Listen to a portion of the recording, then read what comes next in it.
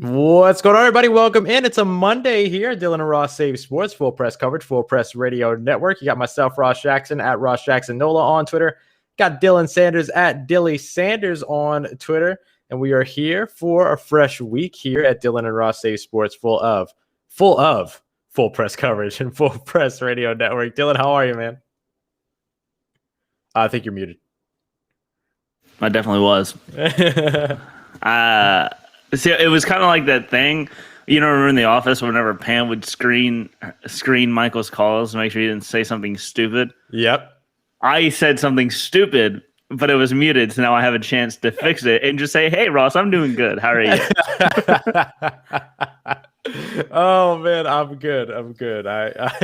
I always, I screen my calls. I always like to make sure that, whenever, Ross, I've called you so many. It's never been someone else, but Ross always got to screen his calls first. I always screen. I'm not a scammer. That's right. Dylan calls me. I let it go to voicemail, and then I call him back to make sure it's actually him calling me. That way, he has to answer the phone. This makes me feel more comfortable. Thing I've always done. It doesn't help that every time that you call, it still says that Andrew Luck is calling me. By the way. Oh, I wonder what that is.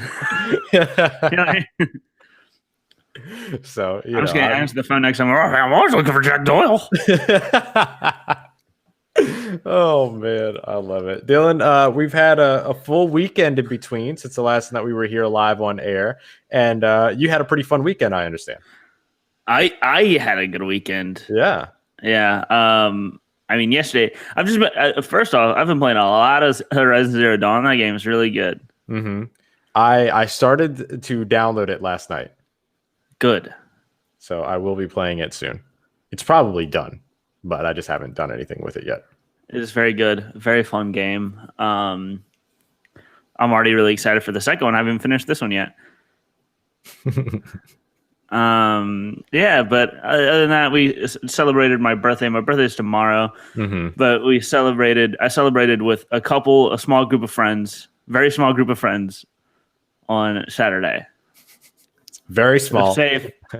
Not going crazy. A couple of my friends, we did a murder mystery party. Nice. Who did anybody win? The person, the mystery. I guess the murderer won because none of us thought it was the murderer. And was it you? Were you the murderer? I was not the murderer. I was a priest. I will say, okay, so Ross, I have received the weirdest look at I have received two of the weirdest looks of all time that I've ever received. Oh, okay. And both of them. So I went to Walmart dressed as a priest. Sure. And all I bought was 3 bottles of wine and a cross necklace. And the cashier was thoroughly confused. And then we went to go pick up the dessert that we had ordered from a restaurant. Elsie's. We got Elsie's. We got an Elsie's dope. pie. And we were walking into Elsie's, again, dressed as a priest. Sure. And my friend was dressed up too as like a hippie greaser.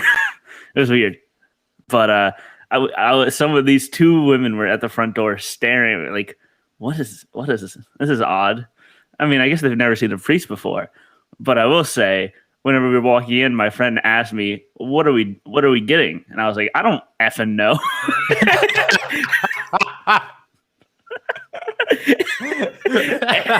And everybody around us looked so concerned.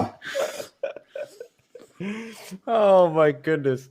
And there's no, all they can do is wonder, because like usually if you see somebody dressed up as a priest near the end of Halloween, you're like, okay, or near the end of October, you're like, okay, it's a Halloween costume, but you're just on a Sunday or on the weekend rather, in the middle of February. In the middle of February, completely removed from any potential holidays, cursing up a storm in Walmart dressed as a priest, buying bottles of wine and a cross necklace. Yeah. Wow. What a weekend.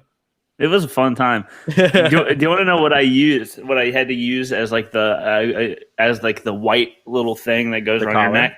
Because we didn't have one. I used it was weird, baseball bat tape. Oh, smart. Just taped it around my neck and Smart. it stayed and looked perfect.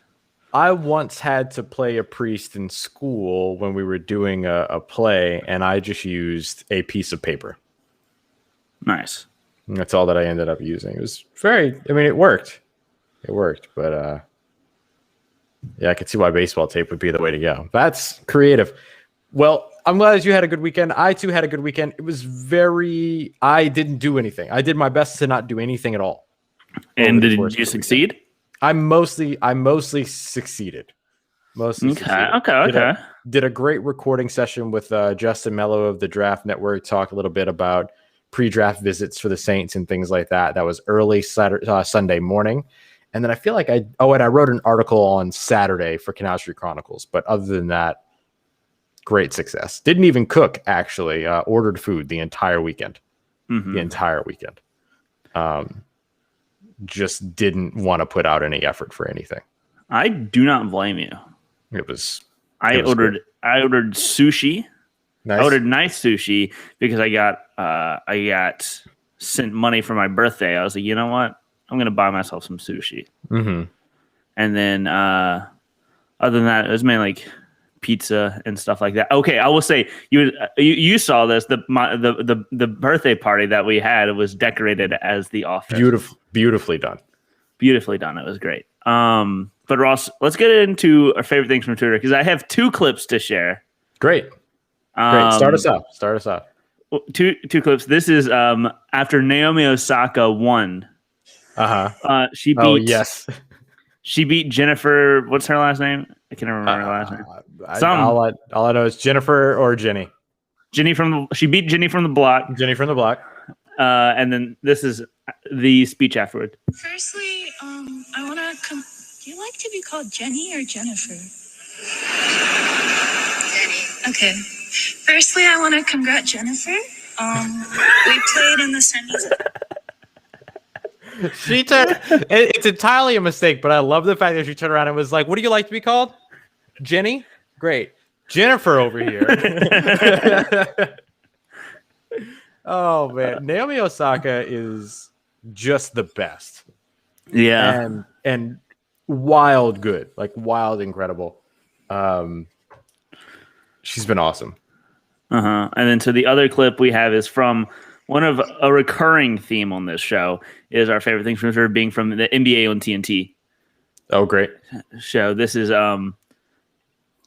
Shaq talking about Pascal Siakam. Okay. You got your eyes on Pascal. No, I got my eyes on Siakam. Pascal Siakam. I never knew his first name. Jeez, Shaq, come on, man. Come on. Oh, man. I got my eyes on Siakam. You got your eyes on Pascal? No, I got my eyes on Siakam. Pascal Siakam. Yeah, I'm going to actually I'm going to share screen my thing, if you don't mind bringing it up. Yes. My favorite thing from Twitter is this from Christian Clark on Twitter at @CClark3000 showing Zion's shot chart for the season so far, which is a couple of reds and greens beyond the 3-point line. He's been shooting at least one of those a game or so. He's got one right above the key and then a couple that are kind of like, 15 footers or so. But then under the rim is just a glob of green circles that all just meld together to look like Nickelodeon slime. And he's been outstanding so far this year, but not the least of which have we gotten to enjoy beyond what he has done under or at the rim so far this season. He's been so fun to watch. And before we get into the performance of the day or the weekend, Ross, because I know what you're going to pick. I'm going to go ahead and pick fan control football. Yeah. For my performance. Fun, very, very fun again. Once more. Fan control football was a ton of fun. We had a lot going on with it over the course of the week or over the course of the weekend. So for those that haven't had the opportunity to really check in with what's been going on with fan control football, basically it's a 7-on-7 football game that is being played right now. That it's 4 teams. Johnny Manziel's a big part of the league, all these other things. And it's been a ton of fun because the fans actually vote and control. And there was this really great moment in between. They do double headers every Saturday. And in between the first game, which is between the Wild Aces and the Beast, and the second game, which is between the Zappers and the Glacier Boys, they actually made a rule change halfway through their doubleheader. Between the two games, they changed the rules of the entire league at one point to say that basically the clock would stop after every play within the final 30 seconds. In the game before the first game of the doubleheader, they ended up having a moment to where the Beasts offense almost ended up allowing the clock to run out because they couldn't get their offense set in time to snap the ball, but there was not really an opportunity for a timeout or anything like that. It's a running clock all the way. And so that almost ended up costing them the game because they almost weren't able to get the snap off. Now they did get the snap off, and then the quarterback just ran and dove into the end zone and ended up scoring a touchdown to win the game for the Beasts over the Wild Aces. So they ended up scoring on that very play. But before the second game, they decided to make a rule change and allow the clock to stop after every play for the final 30 seconds of a game. And so that was a really cool change that they ended up making. The fact they ended up doing that halfway through the doubleheader was really awesome. It was something about the rule change that happened in between games 1 and 2 of the doubleheader on Saturday and how much I enjoyed that. That, which was really spurred by the fans in the chat saying, hey, this really should happen. And then they were like, all right, cool, we'll make it happen. And then they did. I missed this. I missed the second game. I just watched a recap. What was the rule change? The rule change was that in the last 30 seconds of a game, the clock would stop after every single play. Because remember, the Beasts almost had the clock run out on them while they were trying to get set on that very last game-winning snap that they had. So the chat was like, the fans that were watching were kind of like, hey, the clock should stop since it's a running clock the entire half, the clock should just stop after every play within the last 30 seconds. And then they made that rule change before the second game of the day. Okay. Immediately responding to it. But I just wanted to give them a shout out because this weekend was smooth, streamlined. As we thought, it was a much cleaner experience than week 1. Yeah, it felt like a lot less time between plays. A little bit less of the hubbubbery going on with the commentators and everything and all that. It was a really good polished product today. We need to get new refs in there, Ross, because that was an interception clean as day. Yeah, there were 2 of them that were interceptions too. There was another one in the second game that was a pick in the back of the end zone that should have been called an interception that wasn't. So they really need to work on the officiating. Yeah. But again, shout out Fan Control Football. We'll talk more about it on Wednesday or Thursday after the draft. Cool.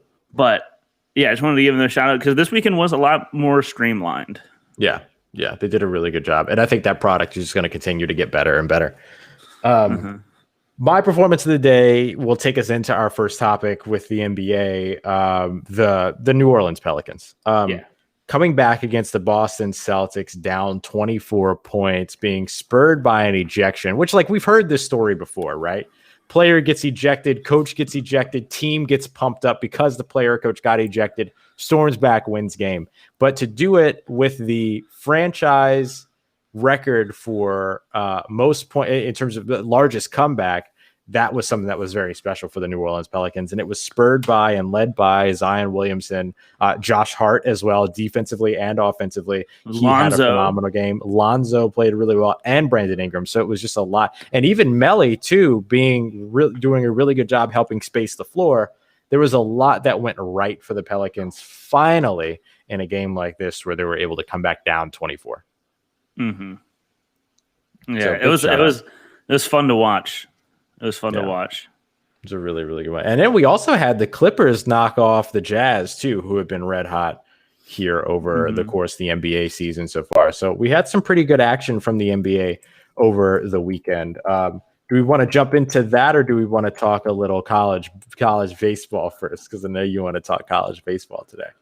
Dude, I watched a lot of college baseball this weekend, and I gotta say, it was a ton of fun. Yeah. I already missed baseball. The best team in the country, gotta say, probably Mississippi. University of Mississippi got the best. We got the best squad in the country. We thought it was going to be. Florida because Florida is historically really good, but they came in and dropped their opening series to Miami. 1-2. So they're in there with a 1-2 record, and Miami jumping up after, and of course beating Florida. They were ranked 11th, and I think they're now ranked 3rd. After beating LSU, dropped their opening record. They tied the series 1-1. Oh wow! So they dropped their second game to Air Force, and then Air Force played their second game of the day right afterwards against La Tech and lost 18-1. So yikes! so they got their upset. First time Air Force has ever beaten LSU. They got their upset and then immediately lost to La Tech 18-1. And of course, LSU now plays La Tech tonight at 5 as soon as we go off air. Right. And I gotta say, I think this is gonna be a really fun couple years of college baseball. Yeah. Because of the fact that last year we had a 5-round draft. Oh, that's right. Yep. So it's usually like 40 rounds. Right. So there is an influx of talent, and usually in college baseball, unlike basketball or in a similar vein to football, you can it's kind of I don't know, it's a mixture. There's some other stuff. You can go straight out of high school into college, into professional. You can get drafted out of high school. A lot of players will sign to a college, get drafted, and then head out. Right. But a lot of players, once you go to college, you're typically there for 3 years. And so we saw a bunch of players who would normally already be in the minor league system now. They just went to their colleges because there was only 5 rounds of the draft. And especially with LSU, they have Dylan Cruz, who was a top 13 prospect, decided just to opt out of the draft anyway and went to school. So now LSU has a player at a talent level that never ever goes to college. Right. So they have and they'll have him for the next 3 years. Because he wanted to go to college. He wanted to go to LSU. Right. Which you got to feel good if you're LSU. Yeah, for real. So there's that for LSU, but this is also something that you'll see across. Yeah, of course. I know the most about LSU and college baseball and stuff like that. So that's that example. Yeah. But it happened other places too. Yeah, yeah. And there are players that would usually have been selected all across the nation now that are playing college baseball when they usually wouldn't be. That's really good. Yeah. I'm a big fan. And it's just fun. I don't know. College baseball is just fun. Yeah. You do players love college get baseball. I also like college baseball because it's one of the sports, at least watching LSU, whenever they do something good, they celebrate so hard. It's like watching a home run or something. Everybody's freaking out every home run. You hit a double, you're sliding into second base and getting up and people are just mad pumped. Yeah, over everything. It's so much fun. And Ross has something here on Twitter. Oh, here we go. Hi, my name's Alfred D'Elia. At home, they call me Big Al, and I hit dingers. Can't have football talk we can't have baseball talk without it. Can't have baseball talk without it. But yeah, so LSU plays again tonight. It's just been it's been good to see it going so well. We saw a bunch of series this week go where we didn't expect, and we saw a lot of top 10 matchups a lot of top 25 matchups. Georgia lost to Evansville twice, and Evansville was projected to be the worst team in their conference. And their conference, I cannot tell you what Evansville's conference is.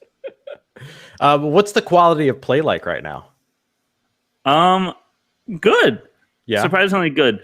Pitching, of course, is going to take a little bit to get going, but it seems like typical college baseball. I don't know. It seems fun. It seems like everybody's eager to get out there and play because after how short last season was, and they, unlike like other sports and stuff like that, they didn't get like a retribution. They didn't get to like finish the season.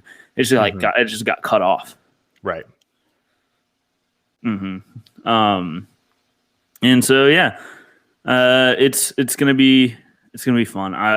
It's gonna be a fun year, I think. And the quality of play is fun to watch. It's still good. And shout out to the University of San Francisco for beating UCLA. UCLA, as much as I love their football team, they are my least favorite baseball team to watch. Oh, yeah? They play the most boring brand of baseball of all time. So a boring brand of baseball is like the opposite of LSU, right? Where they're celebrating everything, or is it just that like they're that bad? No, they're good.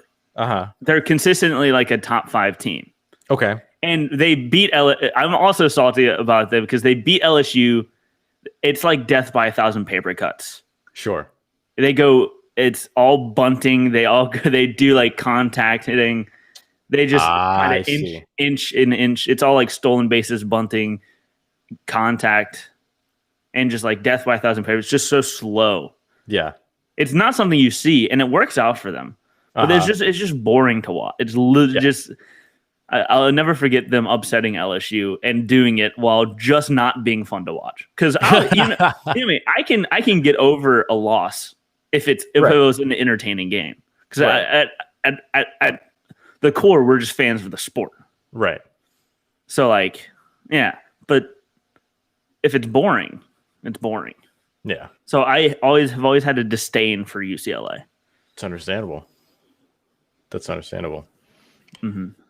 All right. Well, we'll continue to keep everybody up to date with everything going on across college baseball. Glad to be able to bring that to the show now and glad to see it underway. Couple of basketball games tonight. San Antonio and Indiana postponed, but we get Chicago at Houston. Houston making the news yesterday, potentially about to move on from, or reportedly rather, about to move on from Boogie Cousins. What can you tell us a little bit about all of that situation? So Boogie just doesn't fit what the team is wanting to do. I think it's more of like, all right, thank you for coming down. It was fun. Go chase a ring, because the Rockets are obviously not going for a ring this year. Sure. And while Boogie is healthy and has shown that he's healthy and can contribute to teams, I think he wants to go get a ring. Cool. Yeah, that makes sense. Yeah, that makes sense. Be curious to see where he ends up, where he goes. With Christian Wood coming back to Houston, they want to switch to more of like a smaller ball. Sure. Yes. Well, shocking. Houston going for small ball. Yeah. Who'd have thunk?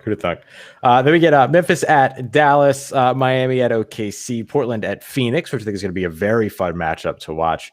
Charlotte going up against Utah, looking to bounce back off of the upset they sustained earlier on this weekend. And then the Wizards going up against the Los Angeles Lakers. Lakers continuing to struggle a bit here recently, too, without Anthony Davis in the building. Mm-hmm. Or without Anthony Davis on the court, I guess I should say. And Dennis Schroeder. Sure. We could say it that way. However, the game against Miami was a very good one. Very, very good game played by Miami, period. Low scoring game in that one. That one was on Saturday, 96-94. Jimmy Butler and the Miami Heat getting the win against their championship matchup in the bubble up against the Los Angeles Lakers as the Heat look to get back on track. They'll be playing today against the Oklahoma City Thunder. All right, why don't we hit our break, and then when we come back, we have a couple other pieces of news to look at, as well as predicting some of the landing places for some of the NFL's top 100 free agents. We'll have all of that coming up for you next here on Dylan and Ross Save Sports, Full Press Coverage, Full Press Radio Network. Bloop. I forgot to mention it, but there's a University of Mississippi player. It was like a pitcher. He was their pitcher, and they were talking. The announcers were talking about like how much of a leader he is and stuff like that on the mound and stuff like that. And then they immediately switch over to him in the dugout, and he's just eating his boogers. Oh no! Oh man.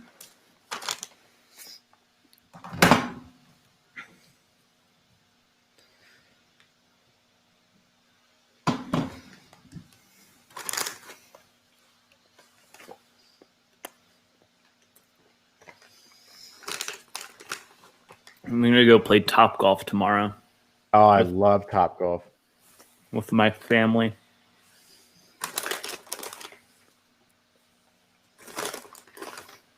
He just called me from Clovis. I don't know why.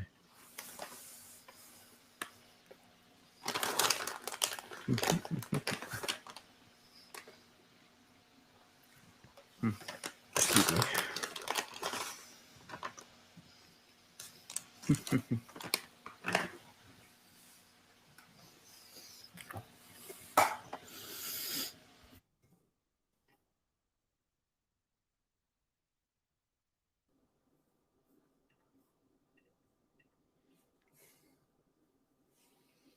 Oh man, T-Bob was hilarious on Twitter going to the LSU game. Oh yeah. He got very drunk. We love T-Bob.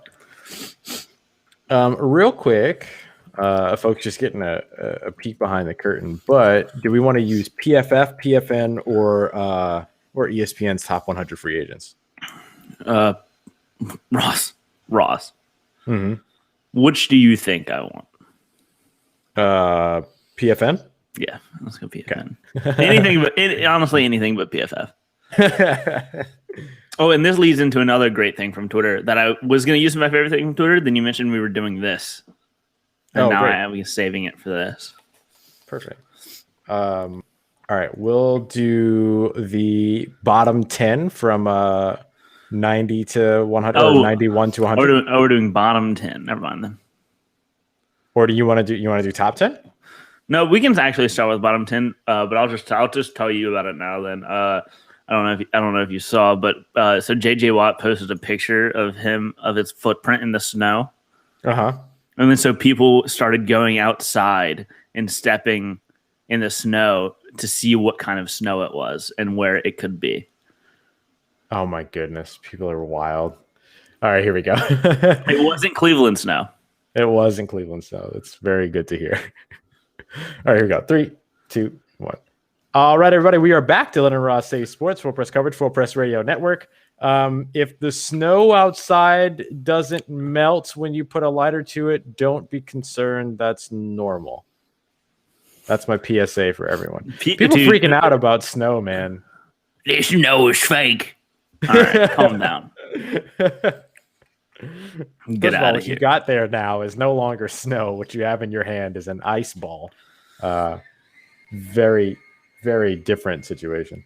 Yeah, and it's just like people don't understand like the density, density, and how it changes. Oh man! But Ross, if they leave it there on the counter for long enough and it melts, then the government came and switched it out while I wasn't looking. Oh, it's so wild. Oh my God. I accidentally clicked on our show. Hey, that's us. So good. All right. So one of the things that we decided that we want to do, we got 3 weeks here before free agency officially opens up on the 17th. Technically, it opens that Monday, the 15th, but we call it the legal tampering period, where players can be contacted by teams that they are not presently on and can agree to deals in principle, but can't actually sign contracts until March 17th. So we've got 3 weeks up until that point. So we thought it'd be fun to go through 10 free agents each day. And of course, we'll skip a couple of days here and there, depending on our day themes and stuff like that. But that's why we're starting 3 weeks early. So we got 15 shows to cover 100 free agents and predict where we think each free agent is going to go. We're going to use Pro Football Network's top 10 free agent, or excuse me, top 100 free agents of the 2021 NFL free agency. And we're going to start off for this one at the bottom and then move up. So we've got 91 through 100 today, 81 through 90 tomorrow, so on and so forth. And then that way we can wrap up the day going from 10 to 1. To wrap up before the weekend at which free agency opens up. So I'm going to get us a little tracking sheet here started so that we can keep track of who we pick going where, and we can choose for them to go back to the team that they're already on. That is a perfectly okay thing for us to choose.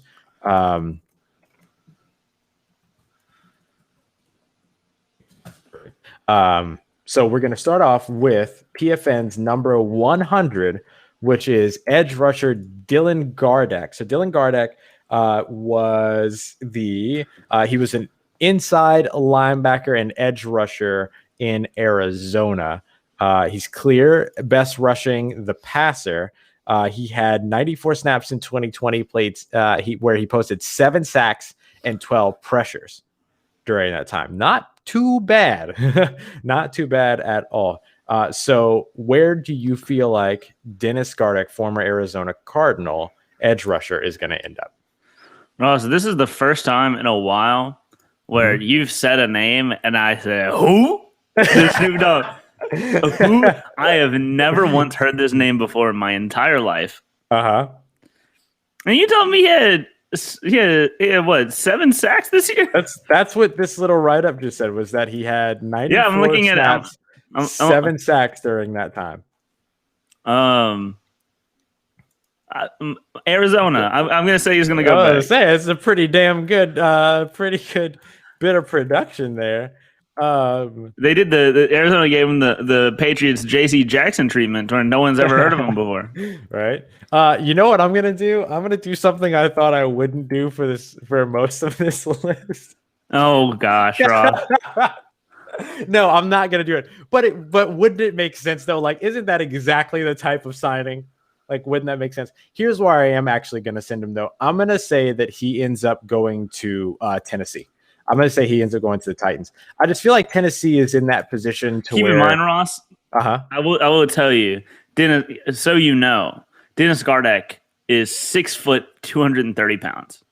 Oh, never mind. Yep. Yeah, but still, I think Tennessee would be a spot to where like they're gonna overpay for somebody who has 1 year of pass rushing productivity. And when you have that level of productivity, 7 sacks on 94 snaps, which is pretty insane. I feel like that's something that Tennessee might leap at. I don't think that I think it's ill-advised, right? It's the Vic Beasley moment all over again, but that's where I'm going to project him going. But I could also see him sticking around in Arizona because ain't nobody else going to know who he is. All right, next up. He's been on the team for 3 years, so like. Right. Oh, man. And so next up, we're going to jump to number 99 on this list, quarterback Jameis Winston. So Jameis, of course, signed with the New Orleans Saints last year, played a couple of snaps here and there in the San Francisco game, played the full second half, got some snaps against his former team, the Tampa Bay Buccaneers, both in the regular season and threw a touchdown against them in the playoffs. We're still awaiting Drew Brees' announcement, the New Orleans Saints are, for whether or not he's going to return or retire. I still contend that he's going to retire. So does Jameis Winston stick with the New Orleans Saints, or does he end up being brought elsewhere? Ross, I'm gonna do something. I'm gonna say he's gonna go to the Chicago Bears. Ooh, the Bears coming through and stealing him away. I was talking to. Oh, good. I was gonna say they feel the pressure to get someone other than Mitch Trubisky, and then they're gonna outbid the Saints. Yeah, I'm going to be honest. I think they could. I think they obviously can outbid the Saints. Just about any team in the NFL can outbid the Saints in terms of money, right? In terms of contract, in terms of APY, those things. I don't know about guaranteed. I think the Saints might be willing to go higher in guarantees than most other clubs would be, considering they're the only team that's seen them all season. But the fact of the matter is that I told a friend of mine who's a big Chicago Bears fan, he was like, what do you think that the Bears should do this offseason to get better? And I said they should go and sign Jameis Winston out from under the New Orleans Saints. That's one of the quickest ways that they can be a better team next year than they were last year with Nick Foles and Mitch Trubisky. Go and sign Jameis Winston. Because I also believe that that Nagy deserves an opportunity to work with a quarterback that he chooses to work with. Mm-hmm. You know what I mean? And so I think you give him that opportunity and you give Jameis that opportunity. He's got a deep threat there in Darnell Mooney. It might keep Allen Robinson around. He's got a run game with David Montgomery. There's a defense. Like, there's good pieces. They're not as good as the pieces in New Orleans, but there are good pieces. He's got Cole Kmet. Sure. He loves his tight ends. Yeah. He loves Cole Kmet and Jimmy Graham. Right. And there's a lot of tight ends in Chicago. For sure. And I'm sure they'll draft 6 more this offseason. Kyle Pitts? Yeah, right. I'm going to say that he's going to stay in New Orleans. I'm going to say that they're going to be able to pull it off. I think that they offer him the best coaching situation, the best front office that can build around him, the best talent around him, and they can give him money. Not as much as maybe Chicago or some of these guys that might just be able to throw a ton of money at him. But in terms of all of the other things, they can fill all of those voids as well. Another New Orleans Saint here at number 98, defensive tackle Sheldon Rankins. Sheldon Rankins, of course, long-standing injury issues throughout his career, or concerns, throughout his career. Had 1.5 sacks last year. His best season was in 2018, where he played all 16 games, had 8 sacks, 40 combined tackles, 12 tackles for a loss, and 15 quarterback hits. Where do you think that the penetrating 3-tech, formerly of Louisville, ends up next season? Oh, let's see. Let's see. I don't think he's going to get a lot of money anywhere he goes. But I'm going to go. I'm going to go Las Vegas. Oh, Las Vegas Raiders. That's a good one. Mm-hmm. I think he's going to go to Las Vegas. Give him a little bit of more. I feel like they want to upgrade their defensive line. He makes sense. Interior, athletic to go along with the other athletic guys there. I think he fits there. I'm going to go to Las Vegas. Nice. I'm gonna say that this is gonna be one of those moves that people aren't gonna expect the Saints to be able to pull off, that they do pull off. That they're able to keep him, and I think it's because it's not going to be. It's going to be less money than I think people think. There's a very, very. He is talking in interviews like a man who doesn't think he's going to get that much of a market, right? Yeah, because of injury concerns. Right, because of injury concerns. There's also a highly saturated defensive tackle, like interior defensive line, free agent class this season, much like there are for safeties. So I think that, like, for the Saints, it comes down to the in-house free agents that they want to keep on the defensive side between Marcus Williams, Sheldon Rankins, Trey Hendrickson. It seems more likely to me that it would be Sheldon Rankins and one of the other 2 that ends up staying as opposed to all 3. I think that because of maybe the lack of market that Sheldon Rankins gets, but also his familiarity with the Saints and how they like to play ball in terms of having a backloaded contract, all of those things will definitely help as well. So I do think that he stays in New Orleans as well. Okay. Next, we got number 97, a running back, James Conner, formerly of the Pittsburgh Steelers. Pittsburgh didn't have much of a run game last season, and of course, he's dealt with some injuries here and there. Where do you think James Conner ends up next year? He is going to go to Philadelphia and be a compliment back to Miles Sanders. I like that. Fill a Jordan Howard kind of role. Mm-hmm. I'm sending him to a green team too, but I'm sending him to the New York Jets. I think that he ends up going to the Jets along with potentially a rookie running back over there. Potentially that could end up going and taking over. But I just feel like James Conner to the Jets, that's a good position for them to be in, regardless of which quarterback they go with. Should be Justin Fields. About the same speed as Frank Gore too. Right. No, but I think he does enough like what New York will want to do and what they're accustomed to doing, and he can catch out the backfield, which is helpful. So I'll send him to the New York Jets. All right, potentially interesting talking point here. Number 96 wide receiver AJ Green. AJ Green has been a little bit off the radar here recently as somebody that just hasn't really been able to string it back together healthy. They now have T. Higgins there. Tyler Boyd has really come on. John Ross is probably on his way out, if not already out. I can't remember.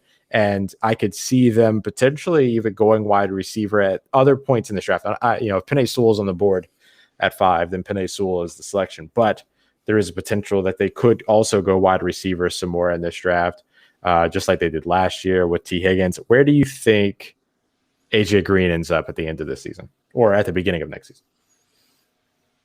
I'm going to send him to Kansas City. Kansas City. That feels right. That feels really right, actually. Cheap veteran wide receiver depth. Yeah. And then is immediately, I think, still better than Sammy Watkins, who they might not bring back. I'm gonna send. I have kind of a take that I like, but that I don't think is actually where he's going to end up going. I'm going to go with. I think this is maybe where the Las Vegas Raiders get involved. I could see the Raiders making this move. Also within the AFC West, these are both teams that are willing to invest in those types of guys, right? That like need a little bit of a rebound and have some other things. Tyrell Williams is on his way out the door, more than likely. They've got Henry Ruggs. You get a guy like AJ Green in there to be, if nothing else, a mentor to Henry Ruggs, and you continue to build that wide receiver room. I could see them going for AJ Green in free agency. Up next, we've got number 95, cornerback Nikkel Roby Coleman. Bad memories with this guy, of course. Out of the league. Yeah. Where do you think Nikkel Roby Coleman can end up for next season? Let me look at some of his information here recently. Coming out of the Philadelphia Eagles last year, played in 15 games, starting in 7, had 44 total tackles, 2 for a loss, 2 passes defended, also a forced fumble, no interceptions. Only has 6 interceptions in his career, none in the past 2 seasons. He's been a little bit more of a box player, slot guy more than anything else.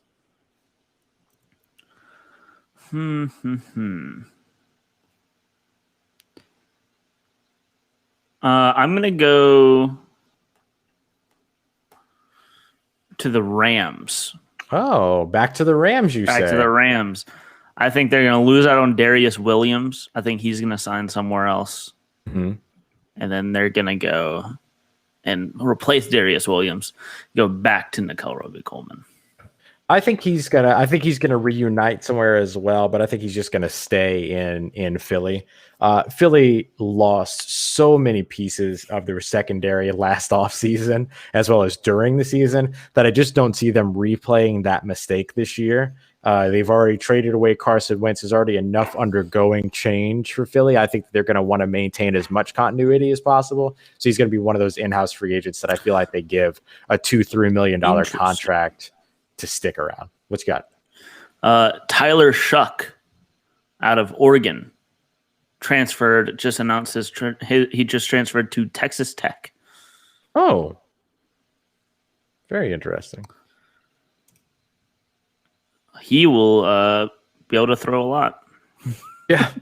He's going to get a really good opportunity there. Up next, we have edge rusher Ryan Kerrigan, formerly at this point, I guess you could say, of the Washington football team. I could see him potentially actually getting out, but he's been there his entire career, played 156 games with them, 16 last season, which included 5.5 sacks. He also he also had a pass defense, a fumble recovery, 17 total tackles, 5 tackles for a loss, and 6 quarterback hits. Still productive as a pass rusher. He's not at his 2016, 17, 18 range, but still putting up a handful of sacks at each of the last 2 seasons. Does Ryan Kerrigan stay in Washington, or does he go elsewhere?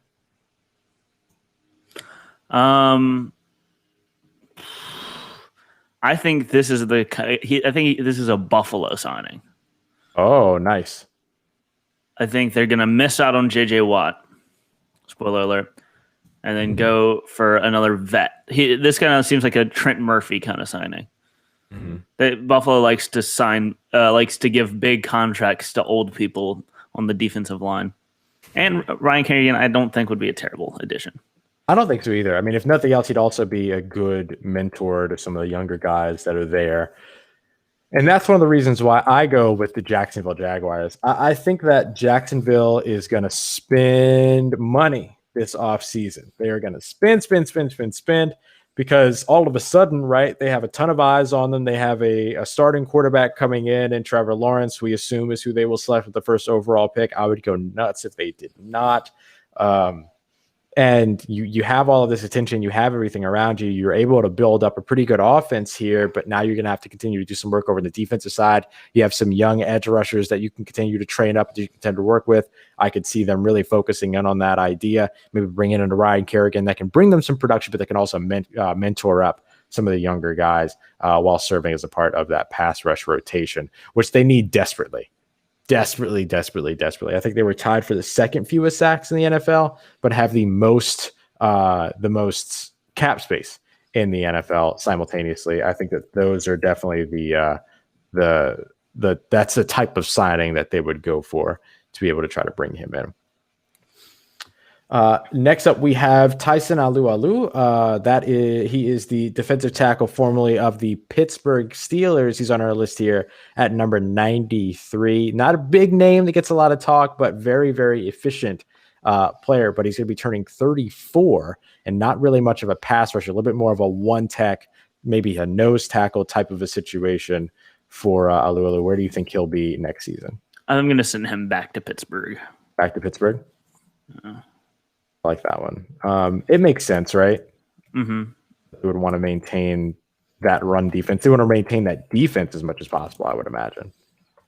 Yeah, and there's just not going to be, I don't think, a huge market. He's very talented, but yeah. I think that that style interior defensive lineman is going to have a little bit of trouble this season finding a new team to go to. He does have some versatility, don't get me wrong, but for the most part, at this point, at this time, you really are going to have some trouble fitting in and finding a spot where you're a one tech nose tackle kind of a guy that all of a sudden has a free agency market. So I agree with you. I think he's going to end up in Pittsburgh, especially if the Pittsburgh Steelers end up shipping off Javon Hargrave. Is that right? Or was he in Philly last year? Yeah, Javon Hargrave. Oh, no, he was in Philly last year. Never mind. They did ship him off, and he was a big part of Alualu was still a big part of them being able to be efficient against the run game. So I could see them really leaning into him. We have another New Orleans Saint on this list. Good Lord. Number 92, tight end Jared Cook. Where do you think Jared Cook ends up? I know a lot of people give him a lot of crap because of the fumble during the postseason, but the Saints were going to lose. We're probably on their way to losing that game despite that fumble if they would have continued to do what they were doing. So where do you think that Jared Cook ends up this offseason? I'm going to send him to Dallas. Oh, that's a good one. The Dallas Cowboys as a weapon for Dak Prescott. I like that. Who we'll be talking about much later. So Dallas for him. I'm going to say he was pursued quite a bit last or 2 off seasons ago when the Saints ended up signing him, and there were a lot of teams that were interested in him. So I could see him still garnering some interest this year. I know he had a couple of drop issues, some hands issues, things like that throughout this season, but I don't think that all is said and done when it comes to Jared Cook unless he retires. So I think that he'll end up in a place that's not afraid of those aging tight ends and definitely can use somebody that can both operate a little bit closer to the line of scrimmage, but also be a pass catcher down the seams. I'm going to go with Indianapolis. Maybe they give I like that. They give Carson Wentz a similar fit or similar type of player than what they had, than what he had in maybe a Zach Ertz, for instance, as somebody that can stretch the field a little bit, but also play closer to the line of scrimmage. Mm-hmm. And then finally, our number 91 here is cornerback Cameron Sutton. Cameron Sutton, 5'11", 188, Pittsburgh Steeler, hitting free agency here. He had a sack last season, 8 passes defended, 1 interception, 3 on the season, 1 in each of the last 3 years. He played 15 games in 2018, 16 games in 2019, 16 games in 2020, so he's shown some durability. He's also got a tackle for a loss last season and 30 combined tackles. Cam Sutton, there's a little bit of everything as a part of a rotation for the Pittsburgh Steelers. You think he'll have a market out there? Let's see. I'm trying to think of who could use Cam Sutton. I'm going to send him to Arizona. Oh, I'm going to send them to Arizona. Just because, they're missing out on Patrick Peterson. They're going to have to reload a little bit at the corner position. Cam Sutton seems like a guy who's not going to be too expensive and can go to Arizona and fit in there because they just need cornerbacks in general. Like that. It's hard for me to send him somewhere else after I made the point that I made about Tyler Alualu earlier about the need for the Pittsburgh Steelers to maintain continuity on the defensive side. And so I think with that, I'll keep Cam Sutton in Pittsburgh. It'll be interesting to see because they have another outgoing free agent as well, if I remember correctly, Mike Hilton. Mike Hilton. He's their nickel back. Yeah, and Sutton has sort of been the backup nickel there. So I could see them keeping one or the other, depending upon price and things like that. But I think that Hilton, despite his size being only 5'9", I think that he'll have more of a market than Cam Sutton will. So it may be easier for them to keep Sutton and then potentially lose Hilton, though they should really scratch to keep both of those guys. Uh-huh. Yeah. So that's our first 10. That's our first 10. I have all of those written down and ready to go so we can make fun of ourselves later. And soon we'll get through and we'll look at picks number free agents number 90 through 81. This group is going to include guys like Ndamukong Suh, Sammy Watkins, who we mentioned earlier, Jaquiski Tart, Kyle Juszczyk. We get our first fullback of the list, Chris Carson, who we stand here on the show, as well as Malik Hooker, who is maybe an underrated signing for a young team or a team looking to get a young safety that they might be able to keep healthy. Yeah. And to close this out, I brought up Tyler Shuck. Yeah. And I have a list here from ESPN of a couple more, just to close with the continuity on that, a couple more transfers that we've gotten so far this year and who are going to have a good one. And there are a couple on this list I didn't realize happened. Okay.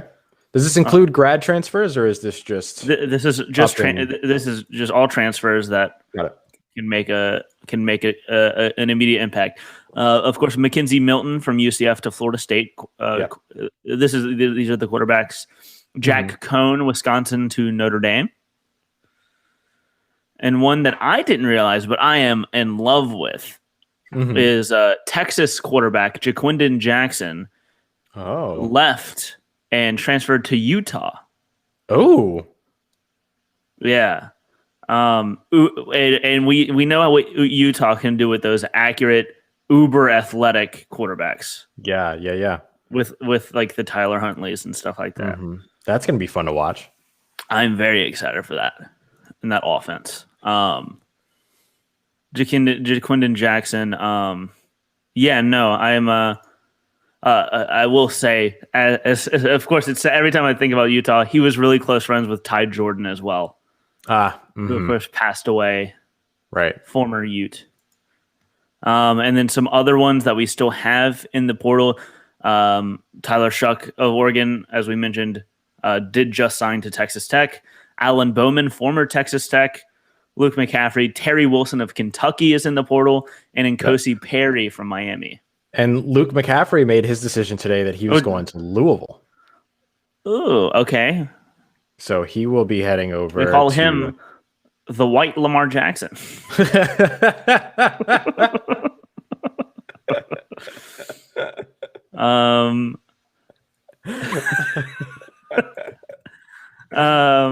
Let's see. Running back, we have a couple.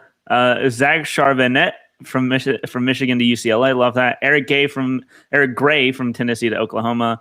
One I also didn't realize having. DeMarcus Bowman from Clemson transferred to Florida, the Gators. Oh yeah. A couple other ones are that haven't happened yet are Mark Anthony Richards from Auburn and DeAndre Class from Oklahoma. Wide receivers. One that I am in love with, Wan'Dale Robinson from Nebraska to Kentucky. I'm a big fan of Wan'Dale.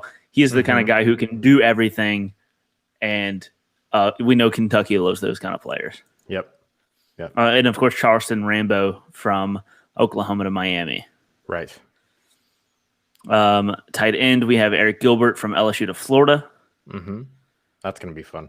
And then Grant Calcaterra coming back into football. He was forced to transfer because once you retire in the NCAA, once you retire from football, you're not allowed to go back to the school that you retired from.